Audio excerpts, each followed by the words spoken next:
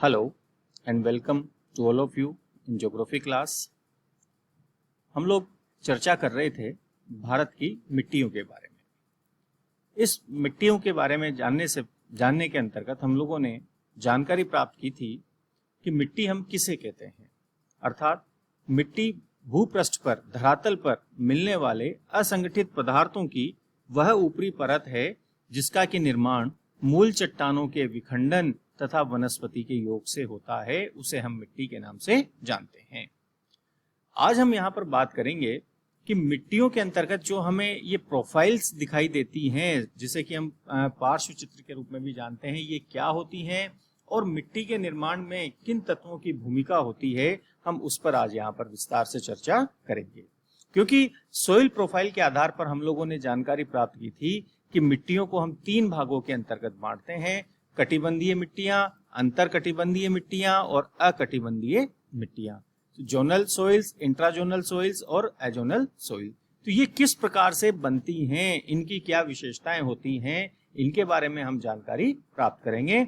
लेकिन उससे पहले हम मिट्टी निर्माण की प्रक्रिया पर चर्चा करते हैं।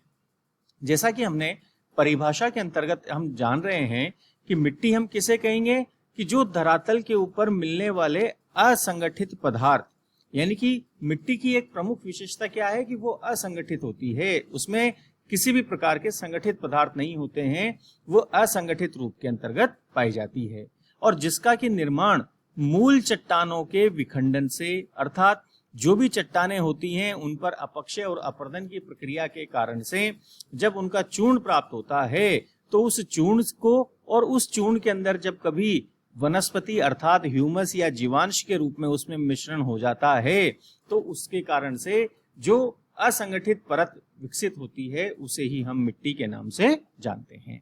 हम इसी के बारे में हमें यहाँ पर जानकारी प्राप्त करनी है कि मिट्टियां जो हैं वो किस प्रकार से बनती हैं। यहाँ पर हम देख रहे हैं कि 5 फैक्टर्स ऑफ सॉइल फॉर्मेशन, यानी कि मिट्टी निर्माण के पीछे 5 कारकों की सर्वाधिक महत्वपूर्ण भूमिका होती है। वो किस किस प्रकार से हैं, हम यहाँ पर इस डायग्राम के द्वारा स्पष्ट तौर पर समझ सकते हैं।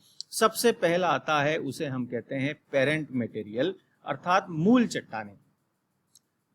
चट्टानें जिस प्रकार की होती हैं उन पर जब अपक्षय और अपर्दन की प्रक्रिया के कारण उनका विखंडन होता है और जो चूर्ण प्राप्त होता है उस चूर्ण को ही हम मिट्टी के रूप में जानते हैं।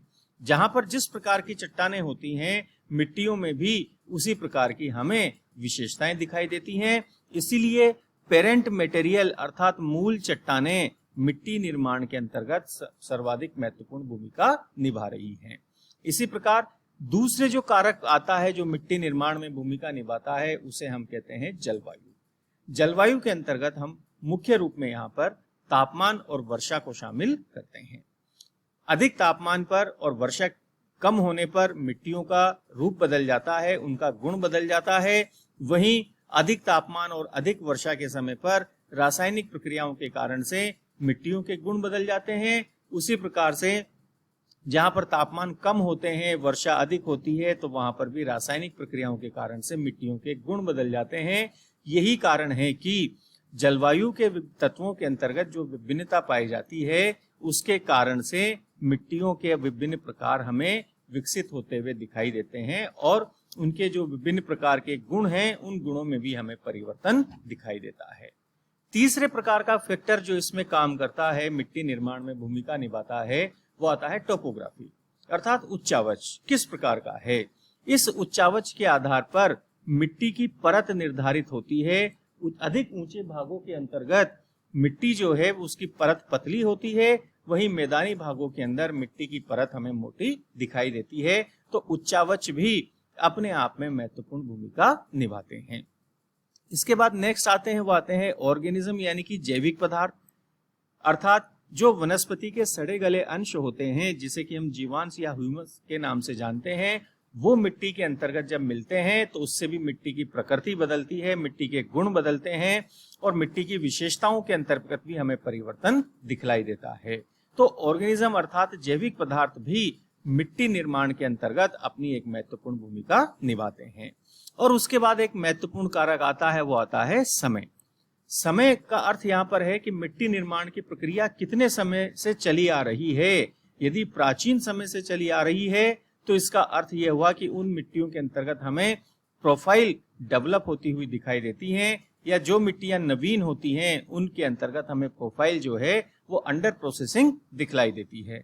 तो समय के आधार पर मिट्टी की जो प्रोफाइल्स होती हैं, परिच्छेदिका होती है, उसका निर्धारण भी इस समय के आधार पर ही होता है। इसीलिए हमने 3 प्रकार की प्रोफाइल्स बांटी थी कि मिट्टियों में हमने जानकारी भी प्राप्त की थी कि किस प्रकार की मिट्टी को हम जोनल कहेंगे, इंट्राजोनल कहेंगे और एजोनल कहेंगे। यानी कि जो प्राचीन मिट्टियां हैं उन मिट्टियों को तो हम जोनल सॉइल्स के अंतर्गत रखते हैं, और जो नवीन मिट्टियां हैं उन्हें हम एजोनल के अंतर्गत रखते हैं, और जो मध्यवर्ती भाग में मध्यवर्ती आयु रखती हैं उन्हें हम इंट्राजोनल के नाम से जानते हैं। तो इस प्रकार से हम ये देख सकते हैं कि जो 5 फैक्टर्स हैं, parent material, climate, topography, organism and time, ये सभी सम्मिलित रूप के अंतर्गत जब प्रक्रियाएं करते हैं तो उससे मिट्टी का निर्माण होता है। तो इसलिए मिट्टी के निर्माण के अंतर्गत ये 5 कारक महत्वपूर्ण भूमिका निभाते हैं, ये हमें ध्यान में रखना होता है। इसके बाद हम बात करते हैं कि इन कारकों के आधार पर परिच्छेदिका किस प्रकार से विकसित होती है। तो यहाँ पर एक सामान्य सी जानकारी हमें ये होनी चाहिए कि परिच्छेदिका हम किसे कहते हैं। यानी कि जब भी हम किसी धरातलीय भाग पर अनुप्रस्थ काट जब हम उसकी करते हैं, अर्थात उसको जब हमने ऊपर से नीचे की ओर हम जब जाते हैं तो हमें मिट्टी के अंतर्गत विभिन्न प्रकार के रंग दिखाई देते हैं। ऊपर का भाग हमें अलग प्रकार से दिखाई देता है, नीचे का भाग अलग, और उसके और गहराई वाला भाग हमें अलग प्रकार का दिखाई देता है। तो जो हमें इस प्रकार से ये विभिन्न प्रकार के भाग हमें दिखाई दे रहे हैं, ये विभिन्न प्रकार के भाग ही प्रोफाइल्स के रूप में जाने जाते हैं, जिसे हम परिच्छेदिका के नाम से जानते हैं। अब ये जो परिच्छेदिका हैं, ये किस प्रकार से विकसित होती हैं, इसकी जानकारी भी हमें प्राप्त करनी होती है, और इनको हमने अध्ययन की दृष्टि से कितने भागों में इनको बांटा गया है, इसकी भी जानकारी हम प्राप्त करते हैं। हम यहाँ पर सीधी सी सामान्य रूप में समझ सकते हैं कि a soil profile is a vertical cross section of layers of soil found in a given area. अर्थात किसी दिए गए क्षेत्र के अंतर्गत जब भी हम धरातलीय भाग की अनुप्रस्थ काट करते हैं तो जो हमें दिखाई देता है मिट्टियों के अंतर्गत परिवर्तन, उसे ही हम सॉइल प्रोफाइल के रूप में जानते हैं। अब हम यहाँ पर देख सकते हैं इस डायग्राम के अंतर्गत जो विभिन्न प्रकार की सॉइल्स हैं, प्रोफाइल्स हैं, उनके अंतर्गत हमें किस प्रकार की विशेषताएं दिखाई देती हैं। अर्थात मिट्टी का जो निर्माण की प्रक्रिया है वो विभिन्न प्रकार की लेयर्स के अंतर्गत बटी हुई होती है, तो उन्हें हम किस किस नाम से जानते हैं और वो किस प्रकार से होती है। यहाँ पर इस डायग्राम के अंतर्गत इस लेयर्स को बिल्कुल स्पष्ट तौर पर प्रदर्शित किया गया है। सबसे पहले यदि हम गहराई से बात करते हैं तो जो हमारा भाग होता है, जो ओरिजिन जहां से होता है, जिसे कि हम बेडरॉक या आधारी चट्टाने कहते हैं, यहाँ पर मिट्टी के कण मोटे होते हैं, और जैसे जैसे हम ऊंचाई की ओर बढ़ते हैं वैसे वैसे मिट्टी के कण बारीक होते हुए चले जाते हैं। तो जब हम अध्ययन के लिए इस पर चर्चा करते हैं तो हम ऊंचाई से गहराई की ओर हम बात करते हैं, तो सबसे पहले जो भाग आता है उसे हम कहते हैं ओ होरिजन। इस ओ का मतलब हो गया यहाँ पर ऑर्गेनिज्म, अर्थात यहाँ पर इस भाग के अंतर्गत मिट्टी के कण बहुत बारीक होते हैं और इसके अंतर्गत ह्यूमस की मात्रा भी बहुत अधिक पाई जाती है, और यही भाग जो होता है ऊपरी भाग, ये मिट्टी का सर्वाधिक उपजाऊ भाग होता है, और इसे हम ओ होरिजन के नाम से जानते हैं। इसके जैसे जैसे हम गहराई की ओर जाते हैं अब यहाँ से, वैसे वैसे मिट्टी के कण थोड़े थोड़े से मोटे होने लग जाते हैं, तो उसके नीचे जो भाग आता है वो कहलाता है ए होरिजन। यानी कि ये मिट्टी का वो भाग आ गया जहां पर आकर के टॉप सोइल, अर्थात मिट्टी के कणों के अंतर्गत हम मोटाई हम यहाँ पर दिखाई देती है, और यहाँ पर आते आते अब मिट्टी का जो रूप है, उत्पादक क्षमता या उपजाऊ क्षमता है, वो यहाँ आते आते कम होने लग जाती है। इसके नीचे हम और यहाँ पर देख पा रहे हैं कि मिट्टी के कण जो हैं वो मोटे होते जा रहे हैं, तो इस भाग को हम कहते हैं ई होरिजन, यानी कि एलिवेशन लेयर्स के नाम से हम इसको जानते हैं। इस भाग के अंतर्गत हमें मिट्टी के कण मोटे होते हुए दिखाई देते हैं, अर्थात अब कंकड़ पत्थरों की मात्रा इसमें बढ़ती हुई चली जाती है।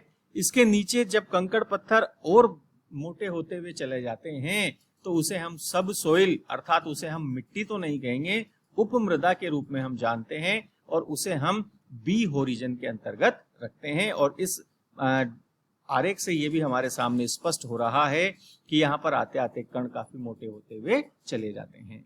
इसके नीचे जो परत आती है उसे हम कहते हैं सी होरिजन, ये रेगोलिथ के रूप में जानी जाती है। अब यहाँ पर आते आते हमें मिट्टी का चूर्ण तो दिखाई नहीं देता है, केवल हमें कंकड़ पत्थर ही रूप में हमें यहाँ पर भाग दिखाई देता है, तो इसे हम कहते हैं रेगोलिथ अर्थात सी होरिजन। और सबसे नीचे वाला भाग जो आता है उसे हम कहते हैं आर होरिजन, और यहाँ पर आकर के चट्टानी भाग शुरू हो जाता है जिसे हम बेड रॉक्स अर्थात आधारी चट्टानों के रूप में जानते हैं। तो हम ये देखते हैं कि हम जब जैसे जैसे हम गहराई की ओर जाते हैं वैसे वैसे हमें मिट्टी के विभिन्न कणों के अंतर्गत हमें विभिन्न प्रकार का परिवर्तन होता हुआ दिखाई देता है। तो इस परिवर्तन के कारण से ही मिट्टी के अंदर विभिन्न प्रकार की परतें विकसित होती हैं, जिन्हें हम ओ होरिजन, ए होरिजन, ई, बी, सी और आर होरिजन के रूप में हम इन्हें जानते हैं। यहाँ पर यह बात बिल्कुल स्पष्ट है कि मिट्टी की जो उपजाऊ क्षमता है ये अधिकतम होती है ओ होरिजन में, और ए होरिजन तक आते आते ये समाप्त होने लग जाती है, और मिट्टी की जो परत होती है जिसे कि हम उपजाऊ मानते हैं ये मुख्य रूप से ओ और ए होरिजन तक ही सीमित होती है। इसके नीचे फिर कण मोटे होते हुए चले जाते हैं, कणों की मोटाई क्रमशः बढ़ती चली जाती है, चूर्ण की मात्रा कम होती हुई चली जाती है। तो इस प्रकार से मिट्टियों के इस क्रॉस सेक्शन के अंतर्गत हमने ये जाना कि किस प्रकार से ये मिट्टियों का निर्माण होता है, और मिट्टियों के निर्माण के पीछे किन 5 कारकों की महत्वपूर्ण भूमिका होती है उनके बारे में हमने जानकारी प्राप्त की है। तो इस प्रकार से इस अध्याय के अंतर्गत हमने भारत की मिट्टियों के बारे में जाना, मिट्टियों के विभिन्न प्रकार और उनका वितरण प्रतिरूप के बारे में हमने जानकारी प्राप्त की, और उसके साथ साथ मृदा परिच्छेदिका अर्थात सॉइल प्रोफाइल और सॉइल लेयर्स मिट्टी की विभिन्न परतों के बारे में हमने यहाँ पर जानकारी प्राप्त की है। Thank you very much.